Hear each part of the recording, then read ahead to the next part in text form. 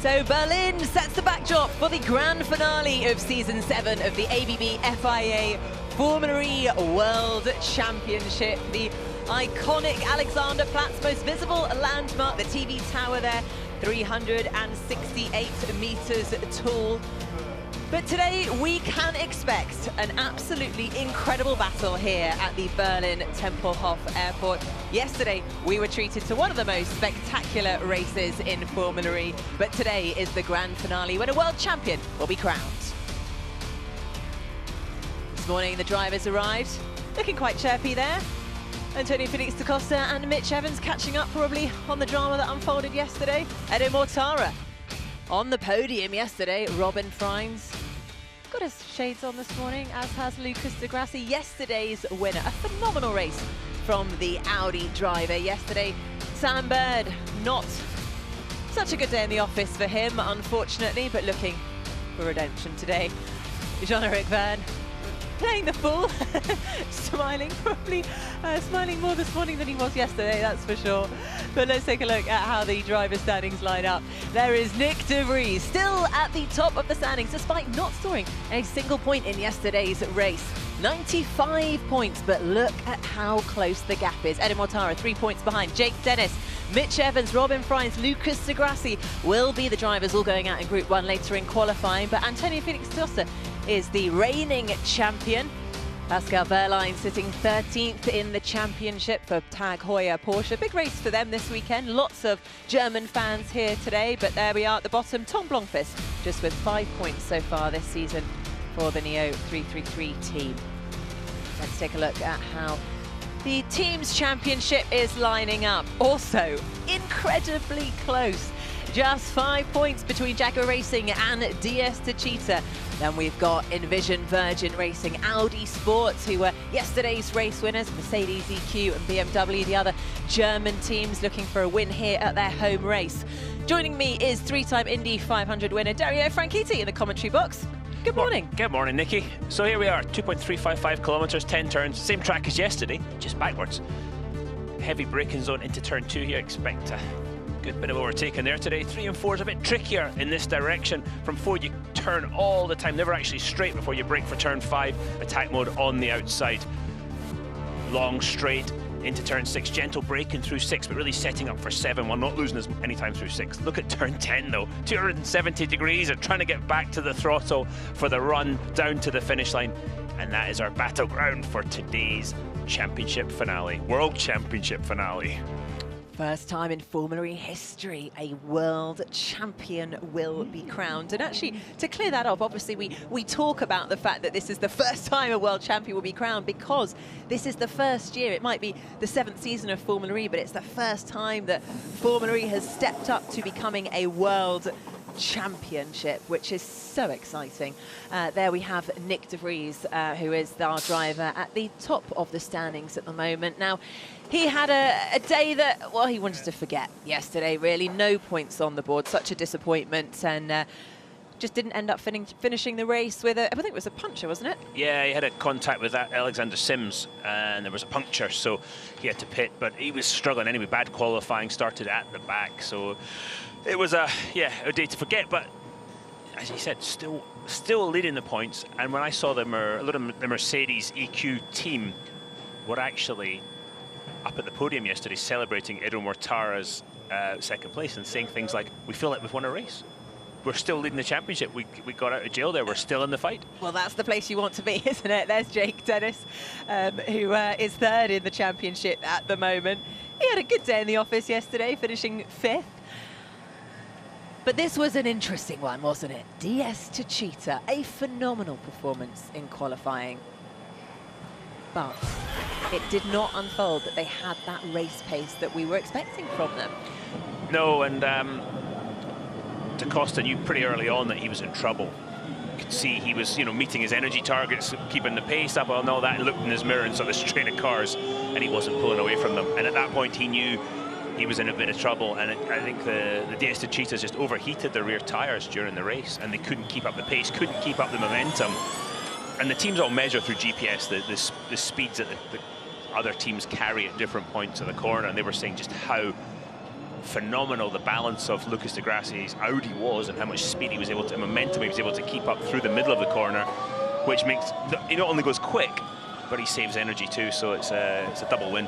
And also interesting that, you know, Diaz de Chita, they were out in front, so obviously you're kind of doing all the extra work, aren't you? If you're paving the way for everyone else to follow behind, you are going to be using up that little bit more energy, which is, you know, do you want to be starting out in front at the beginning of this race? Or perhaps you want to hang back a little bit, you know, do a Lucas de Grassi, hang back a few paces and then make your move halfway through the race? Yeah, I mean, I would think of it like cycling. You know, you want some poor guy out front to break the tone, and you can sit in the slipstream and use less energy to hold the pace. But if it was me, I'd like to qualify up front, get the 3 points for pole position, then maybe drop back a couple of places, and then attack towards the end of the race while I've saved the energy.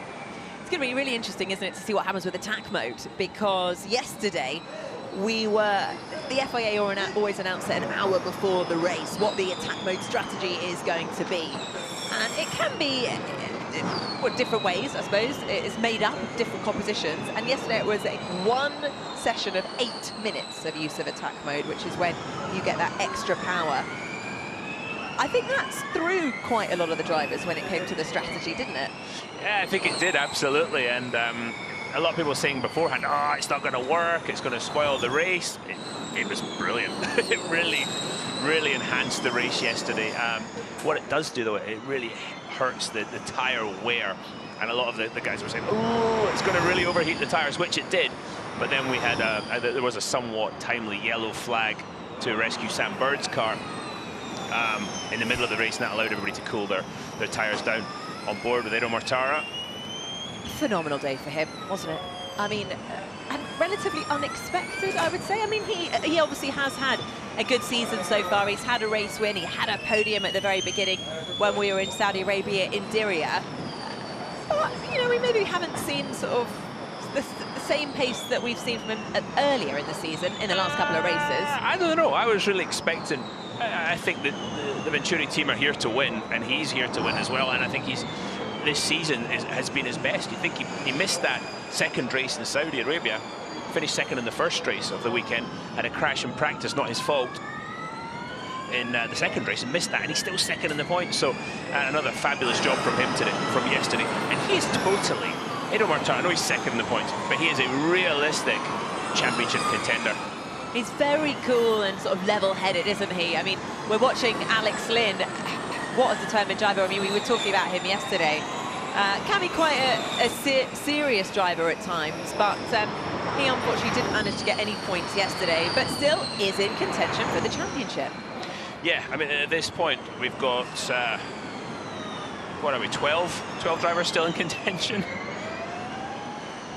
And it's actually 14th, I'm sorry, 14 drivers in contention. No, I think it's 12, I think you're right. No, 14. All right, 14 drivers, yeah. I made my notes and I didn't read them properly. Alexander Sims, though, is one of those drivers, sadly not in contention, although he has secured his drive with Mahindra Racing for next year, which must be quite reassuring for him at this point in the championship. He's currently down in 18. Mahindra, the team that he races for, down in 7th at the moment. So I think Mahindra overall, with no points yesterday, we're going to be looking for improvements today. Oh, absolutely right. And you know, I think Alex Lynn had a tough qualifying out of Group 1 yesterday, but he was making his way up. I think he was 13th, but he got a penalty for Fanboost usage, and what it was, it spiked as he pressed the button. It went over the 250 kilowatts allowed, and that was it. So a penalty for that, and that put him back. And when, you know, we've had penalties given over the course of, well, in many years that Formula's been around, and how frustrating that must be, because it doesn't really give you any performance advantage, does it? It's just one of those things that spikes maybe, what, if you go over a bump, or if there's a software issue, but you're not going to gain from it. No, but those are the rules. It's the rules of the rules, and the team, you know, if nobody's doing it on purpose, everybody's doing their absolute best with these things, but, you know, occasionally just not every eventuality can be covered, and that was the result yesterday. But yeah, we're seeing a bit of action already. Sam Bird, a 107.3 at the top of the timesheet, so he's starting to get after it. We've seen a lot of attack mode practice, and you can see the blue halo above Oliver Rowland's head, and when it's when it is blue, is in attack mode, 235 kilowatts of power, 17% increase, 17, not 70, 17% increase from normal power. Oliver Rowland 6th quickest at the moment. Now, Oliver Rowland, I'm surprised that he's actually dropped out of contention for the championship, because we've seen some really good performances from him, particularly in qualifying over the season, and not really being up there on the podium. I think this sort of race pace tends to drop away, but still, I think we were expecting more from him, would you say? Yeah, his qualifying performance has really been great. He's still second, or he's now second again after yesterday in the sort of the qualifying super grid. Yeah. But I don't think the Nissan guys would be happy with the race pace this season. And when you're having some DNFs and stuff, you've got to, those weekends when you get the chance, you've got to be winning races, because you've got that 7-point split between first and second.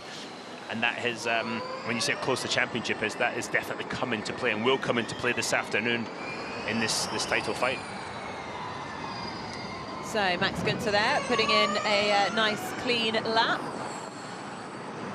He's had a good season as well. 1 win so far. Although, again, finished 8th yesterday. He goes top of the times, though. Very nice, a 1 minute 7.184.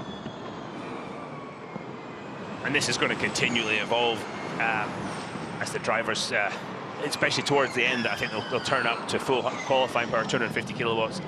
You'll see the halos glowing magenta as they do that towards the end of the session, and practice that 1 lap they're going to get in qualifying. Not too long between qualifying and now qualifying starts 11:30 today. Oh, Jean-Eric Vergne, he gave us some drama yesterday, didn't he? I mean, I'm not sure we heard the full extent of what he was saying to his team on the team radio, but he was not happy when he was asked to switch positions with Antonio Felix da Costa, and was not a fan of that move. And also, I suppose, the strategy that played out with the team, you know, they were ahead at the first half of the race, used their attack mode towards the end, and just fell away in terms of pace. Yeah, we've talked about the pace, but I think it was the swap for positions was a bit clunky when they did it, and they lost a lot of track position with it too. But Jean-Eric Vergne in group qualifying and his Super Pole lap yesterday as well were pretty sublime, weren't they? Their qualifying was phenomenal, and that, you know, qualifying in this race today is key. That is where this championship could be won or lost, in qualifying, in that 1 single lap. I mean, the pressure, I don't understand how you can cope with the pressure of that. I suppose that's what comes with practice and being a professional racing driver, but the pressure to put everything over the course of the entire season, all the work that you and the team have done, has to come down to that 1 single lap in qualifying. Well, if you think that way, Nikki, you're going to mess it up, aren't you? Come on, no, you've got to... Okay, so I won't be giving a pep talk to any of the drivers before. Please, no, not unless you bet on them to not win. But you think about it, these guys have been training to do this since they were children.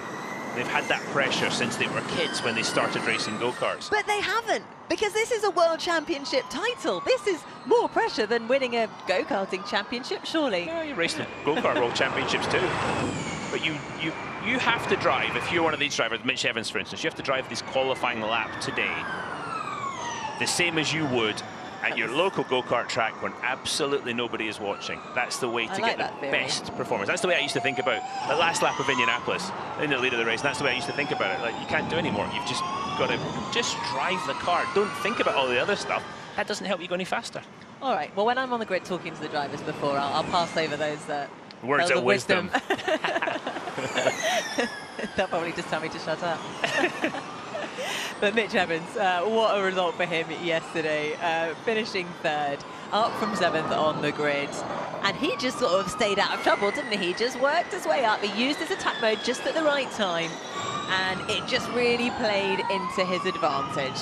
Yeah, but some beautiful racecraft too.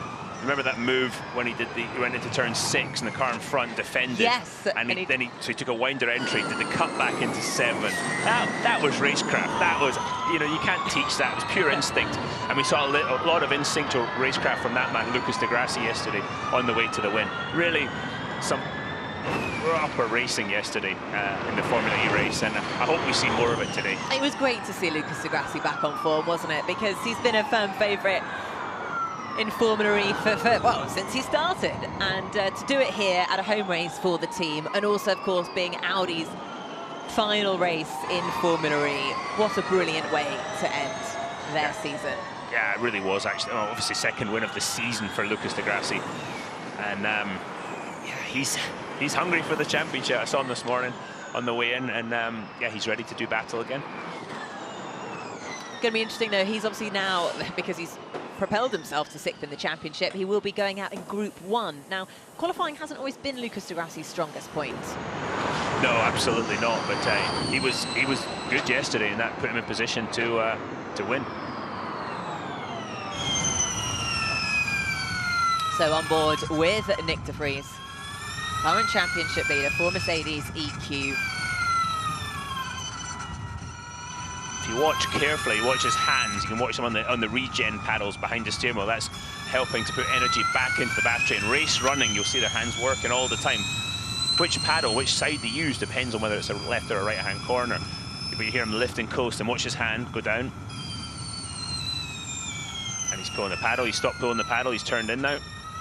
So you know, feet, hands, it's all happening. They don't have any gears in the Formula E car, but they're where the gear shift paddles would normally be on another internal combustion racing car. There's the regen paddles and all kinds of things going on. Well, he's definitely as focused as you can ever be coming into this race weekend. I mean, given the fact that actually... Just watching that hand again, you see him catching a little bit of oversteer, Nicky. When his hand goes back, when he's turning right and it goes back to the left, that means the back of the car is sliding. He's just correcting it just a little bit. And there's a very fine line between helping to turn the car with that and it starting to slide too much. And a lot of guys were saying, there you go, hand off the paddle again. They were saying that actually, either here, you've got the front sliding here, or the rear is sliding. If the rear is sliding on lap 1, by about lap 10, you're out of the race. You're just going backwards. So how much balance and change to the setup of the car is being done at this late stage in the day? Oh, loads. Because this is the first time on this reverse direction track, and the drivers are constantly saying this is wrong, that's wrong. This morning everybody was complaining, most of the people were complaining of the front of the car sliding. So they'll be making mechanical changes, but they're also making a lot of changes to the powertrain, the way the differential works, the way the powertrain delivers the power, the way it brakes, the way it regenerates. All that can be changed, and it can be changed. The great thing about the powertrain, you can change it in fine increments, much finer increment than you could with a mechanical change. So Stoffel van Dorn, Nick de Vries' teammate for Mercedes EQ. He's also dropped out of contention for the championship down in 15 at the moment. Tough couple of races for him. It's been a tough season, hasn't it? He's had had the win in New York City, Matt Gunter, but were you talking Stoffel van Dorn? Sorry, yeah. That's all right. Yeah, Stoffel. I mean, yesterday's qualifying, it just didn't come together for Stoffel. And a couple of races ago, he was my pick for the championship. I thought, watch this, Stoffel's coming through. It just didn't happen. He had the terrible luck in London. That's the only way to describe it. Qualified on pole. Well, that's the thing, you know, and it all can come down to one incident, can't it? Had he claimed the win in London and not been taken out by Oliver Rowland, he would be right up there at the top. So, as we keep saying, it can be a bit of a roller coaster Formula E season. Yeah, there's lots of not sob stories, but everybody's got a tale of coulda, woulda, shoulda in this championship. Well, Robin Francis spoke to him this morning. He's not happy with the performance of his car, and I said, well, what's wrong with it? He's like, there's understeer, there's oversteer, and I've got no traction. Oh wow! Which basically sounds like everything's wrong with the car. But interestingly, you could summarise that in one word, couldn't you? I've done that before, and the engineers told me he couldn't fix that one word. Well, so Ron was like, when you're coming into a race weekend, we can fix one problem, Nicky. We can't fix all the problems. So he might have a bit of a struggle on his hands today. Well, hopefully not. Hopefully the Envision Virgin guys figure it out. They were leading the team's championship until yesterday. They're down in third now, but still, we're only 6 points back, and there's 48 points available in the team's championship. So, yeah, trust me, they will not be giving up. The Audi powertrain in the back of that Envision Virgin car. So Max Gunter still the quickest of the session so far with that 1 minute 7 1.84. Alex Lynn putting a good time. Just 300ths off. And that man, Robin French, got up to third quickest, 107.2. Well, there you go. Maybe they have fixed it. The thing is as well, okay, you do one lap, yeah, that's better. But then you've got to do the sort of 40-ish laps this afternoon. That's a completely different setup, and you're asking for completely different things from the car, from the tyres, from your powertrain, driving technique. So the drivers and the teams have got to be able to adapt very, very quickly. And, you know, usually when we have a double-header race weekend in Formula E, we have exactly the same track from the Saturday to the Sunday. Therefore, a Sunday morning, we only have one practice session, FP3. But given the fact that we're doing the track in reverse, we're now going around in clockwise direction, we get 2 practice sessions. I mean, that's obviously very much needed because this is almost like a completely different circuit. No, it is a completely different circuit. The only thing that's the same as the surface, really. Every other part of it is completely new. And the teams get an extra set of tyres too. They get 2 sets of tyres for today's race because of that extra. In fact, instead of having a 45-minute and a 30-minute session for practice, you've got 2 30-minute sessions this morning. In a normal double-header, you would get only 1 30-minute session. So, yeah, that second set of tyres would definitely come in handy, especially with, look how abrasive the surface is. You can see the abrasions from here, and it just eats the tyres up. Yeah, totally different to any other Formula E circuit that we race on, and it just shows how important tyre management is going to be. Right, let's take a look at Da Costa. So he's just doing his full power quali lap. It was in his attack mode, not full power, apologies. But still, that puts him to the top with a 1:07.139. Just a little bit faster than Max Günther there. And talking about this peculiar surface that was, I think it was late in the late 40s. The DS to Cheetah cars, you see Jean-Eric Vergne on screen. Whatever they've done with their setup in qualifying here, it works on this odd surface. So they've definitely figured it out as Jean-Eric Vergne misses the apex in turn 5. But yeah, they're in good shape again, I think, today for qualifying because they've definitely got some little trick that works very well. But he's getting held up now by Sergio Sette Camara. Sergio Sette Camara is someone we haven't really spent too much time talking about in this second part of the season. He had a great qualifying, didn't he, back in, was it Diriyah? He did really well, finished 4th on the grid, but since then I think he's only had 1 point scoring finish. Yeah, he's had some great qualifying performances in the Dragon Penske car. They've got the new Bosch powertrain in the car too. They're still figuring that out, but his qualifying performances have been really good. Like you say, 8th place finish in the last race in London, and there was a double point score for that team. So that was things are definitely going in the right direction for them. Now here we are, Nick Cassidy just going in for a quick pit stop during the session. There is Lucas Di Grassi. It's really interesting. When Lucas Di Grassi braked her, you could see the front of the car really diving the tyre in relation to the wheel guards. I haven't seen a car dive that much recently in Formula E. It's very interesting. It looks like they're running quite a soft front end on that car, which would help the car turn. And I think in terms of energy management, it's quite similar to yesterday, the reverse track layout.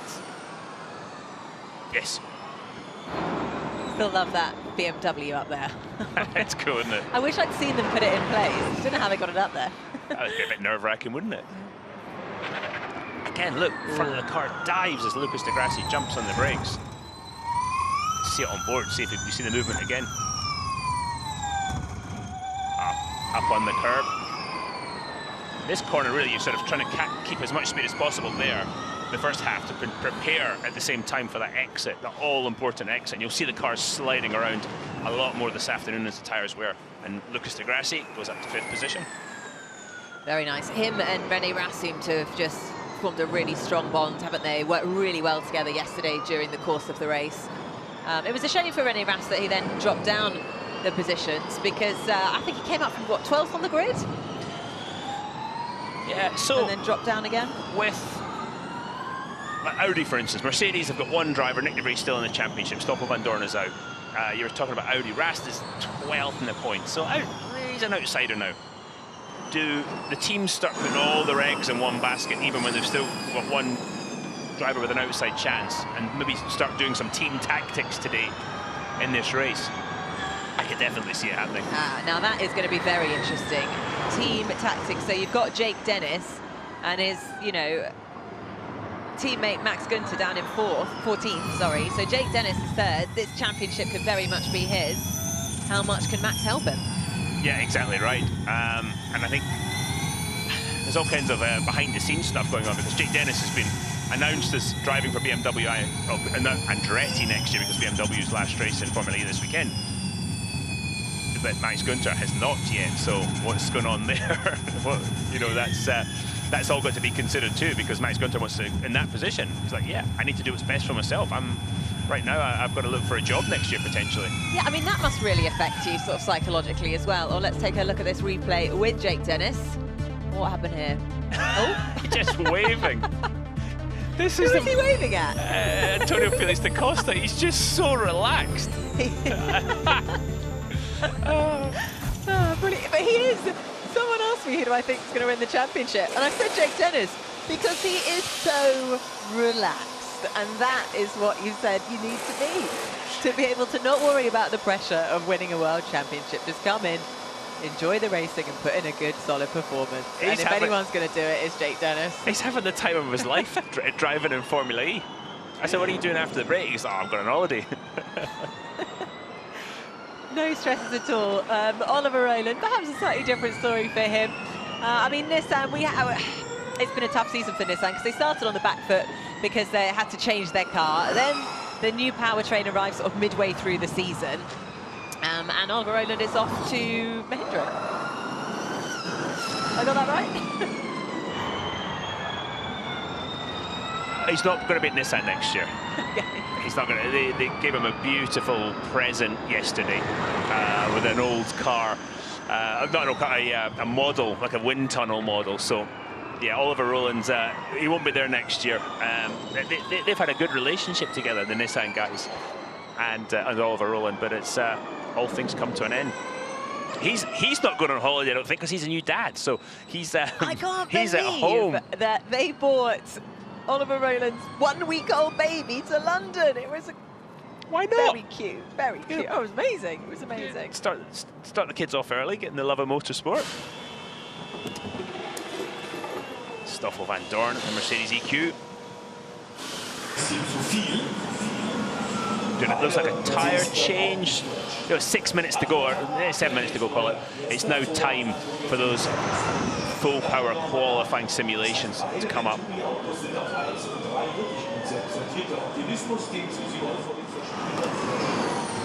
And Pascal Wehrlein, he got a puncture yesterday, actually fighting with Oliver Rowland for track position. He tried to, I would call it over-defend Nicky. When Oliver Rowland had this sort of the overlap on him, he just tried to close the door, and Pascal Wehrlein came off worst with the flat tyre, and that was pretty much the end of his day. We saw a couple of punches yesterday. Is that due to just the pressure that the tyres were generally under, therefore they were more susceptible to getting punctures, or is that completely unrelated? Nah, it's unrelated. The Michelin built a strong tyre, but when you've got sort of carbon fibre and metal piercing into the side of it, I don't think any tyre can take that, and that's what we saw yesterday. So Norman Nato for the Venturi team. Third quickest at the moment. Did a fantastic job yesterday as well in qualifying. He really did. Him and Edo Mortara worked really well together, and I think Susie Wolff was saying actually at the end of the race that they could have pushed Norman a bit harder in the end to maybe try and get that podium, but actually I thought, do you know what? Let's just be sensible and let's just take the points that we can get, and he finished fourth, which you know, is still a fantastic result for the Venturi team to finish P2 and P4.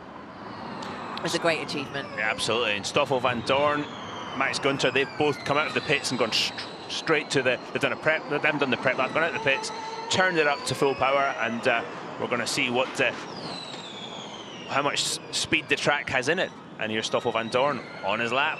He's got it wound up to 11. That purple halo flashing. Always tidy. So cool. Yeah, Stoffel's lap yesterday, Nicky, it looked clean. It was no big mistakes. It just wasn't fast.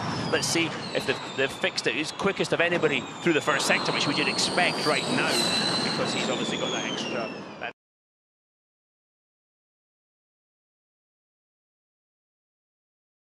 Yeah, oh, it's a 10th quicker than Stoffel, 2 tenths quicker than Mortara. So line now. Stoffel. not too bad, but still not the performance he would like. And again, you know, you're looking at the times. I mean, they're still quite spread out, sort of just over a second between those top 19 drivers. It's all about to change, though. You watch this when the qualifying runs happen. As Stoffel comes to the line, 106.5. And immediately beaten by Max Günther, but it's only a 10th, so that's definitely in the window, I think.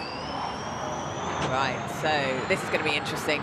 Jake Dennis starting his full power lap. Let's see what he can do. He was quickest in both practice sessions yesterday, of course. But he's 3.5 tenths off already through the first 2 sectors, so not good so far. He saw that kick of oversteer when he went to the throttle. Just listen, he comes out the last corner. Listen to the wheel spin as he tries to get the throttle. Actually quite neat and tidy through there. Now, he had an interesting strategy. When he went out in Group 1 yesterday, he did his full power lap straight away, didn't he? He didn't do the out lap and then got caught in traffic by Nick de Vries. I think it was actually Nick de Vries who held him up in that last sector. And the FIA said no penalty, but you could see there was a bit of delay there, and the FIA said it was about the BMW and Andretti guy said it was about a 10th and a half. Nick de Vries now, he's on a full power lap. Up on the curb through 8, setting up for 10. And why would Jake Dennis have gone straight out and done his full power quali lap and not done the warm-up lap like the rest of the drivers in his group? I think a lot of the guys have done that, because a lot of people suggested, oh, we did a out prep, so an out lap, then another preparation lap, and they felt they overheated everything in qualifying. So I think a lot of people today, you'll probably see them just go out and straight to it. So Da Costa there.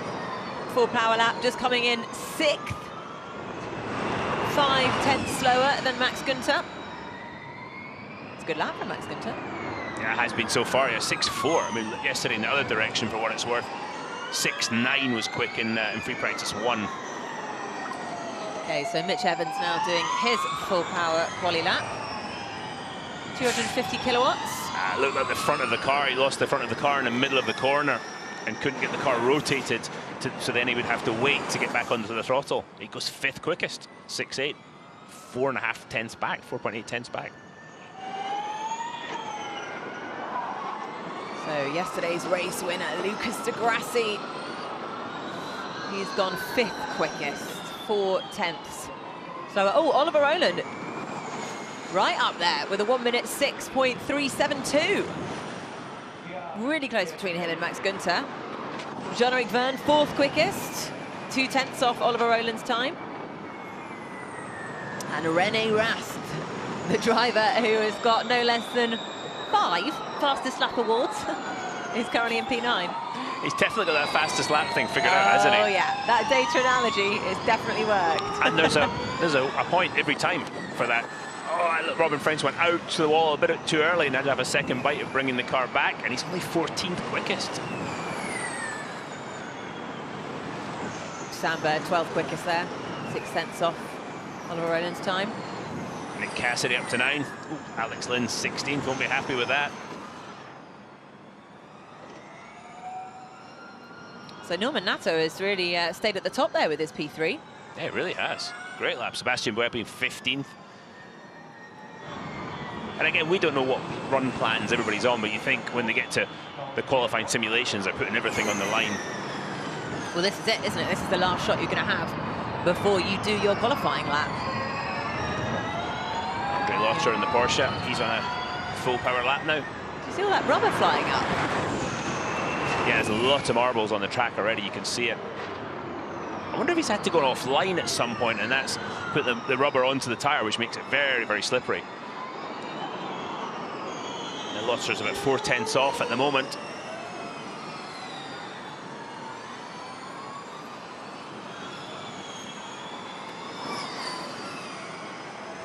He makes a run for the line. Oof, 12th. And the checkered flag is out. Wow. Well, having said that we haven't quite seen the performance from Oliver Rowland in the races, there he is at the top of the timings. That's brilliant to see for the Nissan team. Max Günther, Norman Nato, Stoffel van Dorn, John-Eric Verne, top 5 drivers of that session. Lucas de Grassi, is that a respectable P8? I mean, it's still 4.5 tenths off Oliver Rowland's time. Is he going to be disappointed with that? Again, you don't know if they've tried something different, made a mistake, any of that stuff. It's what you can learn in these 2 practice sessions you've just had, and then you've got to put that all to use in that qualifying lap, Nikki. So, yeah, we can tell something about this, but it's not the full picture yet. The full picture only comes after the group qualifying. So they've got an hour and 15 minutes before, well, maybe 2 hours until they're actually on track for qualifying. What are they going to be doing in this time?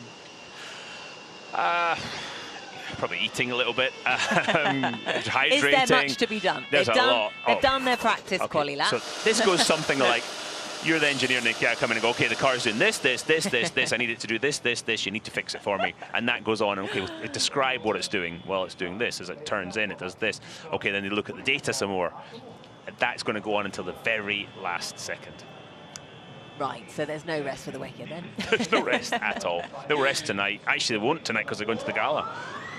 That's true, although some of them are popping off on their private jets to Le Mans, aren't they? Yeah, there's a bit of movement. There's a lot of the drivers are racing at the 24 Hours of Le Mans next weekend. Will you be going? I am, yes. Oh, very nice. I'm driving an old Aston Martin in the, as I call it, the old man's race. Are you? Oh, yeah. That'll be great fun. Yeah, it should be good. Not for the full 24 hours, I assume. 45 minutes. 2 45-minute races, and that is plenty, thank you. As we see Alex Lynn and Robin Frines just doing a simulation. This is interesting. What are they doing? They're simulating the start. Got to be careful, though. Don't want to take each other out in a But that's a proper simulation of the, not only the start, but the braking zone, because you've got to simulate as much as you possibly can. And that was a serious simulation. He's talking about the mirror, maybe, Oliver Rowland? No, he's trying to get out of the car. Let me out, I can't do it myself, please. So Oliver Rowland there, quickest of the session. Well, if you're going to become quickest, this is the session we want to do it in just before qualifying. Mitch Evans jumping out of his car, will be going back to the garage to work out what he needs to do to improve on that time in the final qualifying of the season. We've made it. This is our 15th and final qualifying of the 7th season of the ABB FIA Formula E Championship. And this one counts, doesn't it? It This is really so important. does. As you say, it's going right down to the wire. And as always is the case in Formula E, qualifying means so much. Stoffel van Dorn heading back into the garage as well. A little bit of work still to be done with him and the team. But Nick de Vries's teammate was very focused today, so focused that he refused to do any interviews this morning. No. Yeah. Who would do such a thing, Nikki? I know. Can you believe it? Don't worry, I didn't cry too much.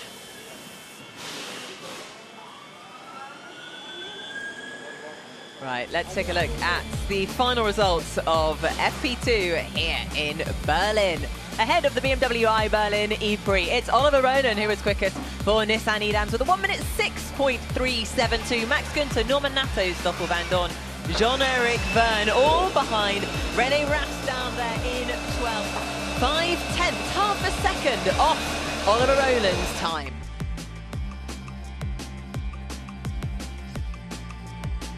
And it's Andre Lotterer for Tag Heuer Porsche, Edo Mortara in 14th, our podium finisher yesterday. Sam Bird, British racing driver, 6/10 off, quickest time of this session. Sebastian Buemi for Nissan Edams, teammate of Oliver Rowland, who went quickest, is 7/10 off. Then we've got Robin Frines, championship contender, down in 20th. Things not quite coming together for him this morning. Oliver Turvey, Tom Blomqvist and Alexander Sims finish off those 24 drivers. So there we have it, our final session before we head into qualifying ahead of the final race here. But let's go down to Jack Nicholls. He is speaking to Oliver Rowland for Nissan Edams. Well, that's a bit better, Oliver. Quickest in free practice, must be pleased with that. Yeah, happy. I think I was happy from the first lap this morning. We did some good steps overnight. Happy with the car. Of course, it's going to be tight in qualifying. We know that. But yeah, in general, pretty happy and pretty pleased with the lap. What's the attitude now you're out of title contention? Is it just have a bit of fun and see what happens? I'm going to win the race. Try not to get in the way too much with the others, but... Will that play on your mind at all? Maybe a bit, yeah. I mean, I've got friends here, you know, I don't want to get in the way of anything, but at the same time, I want to... It's my last race for Nissan, so I want to go out on a high and win it, hopefully. Awesome, thank you. Well, there we go. Good to hear from Oliver Rowland. It's always going to be nice to end a season on a high, isn't it? Everyone wants to take home the win. But as he mentions, he's going to not get too involved in that championship title fight. So Stoffel van Dorn there going back to debrief with the team. I hear what Oliver Rowland's saying. I'm not sure I believe him when the helmet goes on. He's as tough a competitor as any driver in this field. When you say elbows out, that's Oliver Rowland. You know it.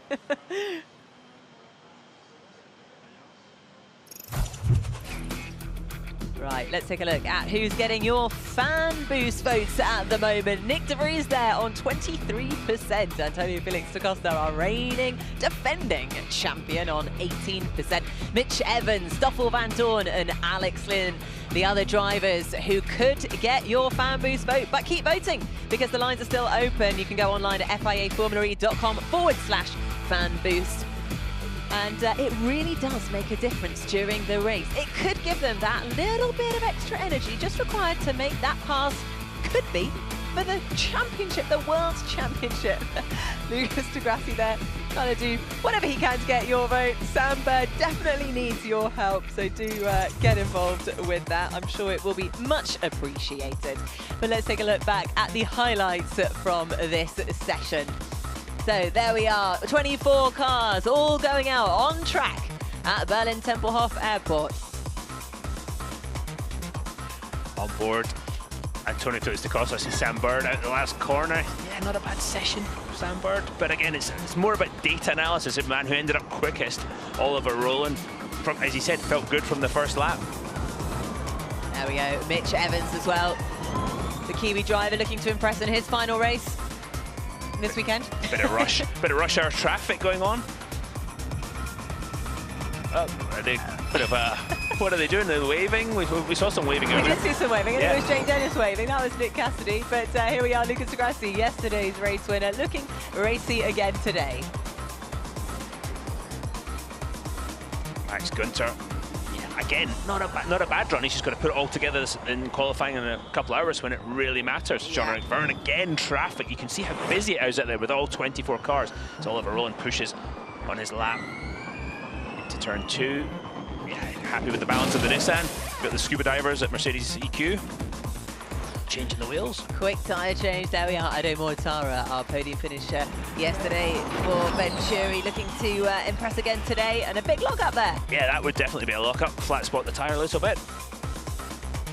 But the quickest man of all, Oliver Rowland. Can he do it again when it really counts in a couple of hours? Well, join us and find out, because we are really just moments away from the final qualifying. This is when a World Championship could be won or lost. Do make sure you join us, because it's going to be an absolutely incredibly dramatic and nail-biting qualifying session. Join us at 11:15 as qualifying gets underway for the Berlin E-Prix.